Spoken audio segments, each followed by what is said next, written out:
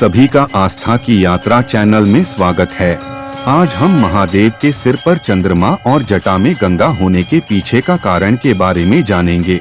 चंद्रमा को महादेव के सिर पर धारण करने के पीछे की कथा इस प्रकार है। दक्ष प्रजापति की 27 पुत्रियां थीं, जिनका विवाह चंद्रदेव से हुआ था।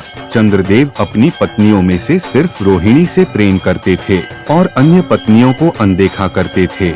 इससे क्रोधित होकर दक्ष ने चंद्रदेव को श्राप दिया कि वे क्षय रोग से पीड़ित हो जाएंगे और धीरे धीरे उनका नाश हो जाएगा। चंद्रदेव ने इस श्राप से मुक्त होने के लिए शिव की तपस्या की। शिव उनकी तपस्या से प्रसन्न हुए और उन्हें अपने मस्तक पर स्थान देकर श्राप से मुक्त कर दिया। इस प्रकार चंद्रमा की वृद्धि और क्षीण प्रक्रिया शुरू हुई। गंगा के शिव की जटा में धारण करने की कथा इस प्रकार है। भागीरथ ने अपने पूर्वजों के उद्धार के लिए गंगा को पृथ्वी पर लाने का संकल्प लिया।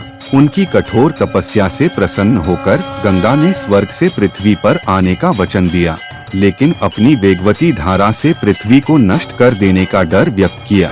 भागीरथ ने शिव की आराधना की और शिव ने उनकी प्रार्थना स्वीकार की। शिव ने गंगा को अपनी जटा में समाहित कर लिया ताकि गंगा के वेग को नियंत्रित किया जा सके और पृथ्वी को बचाया जा सके। बाद में शिव ने गंगा को अपनी जटा से छोड़ दिया, जिससे वह पृथ्वी पर आई और भागीरथ के पूर्वजों का उद्धार हुआ। वैज्ञानिक दृष्टिकोण से चंद्रमा की स्थिति शिव के मस्तक पर इस तथ्य को दर्शाती है कि चंद्रमा का महत्व ज्योतिष और आयुर्वेद में है, जो मनुष्य के मन और शरीर पर प्रभाव डालता है।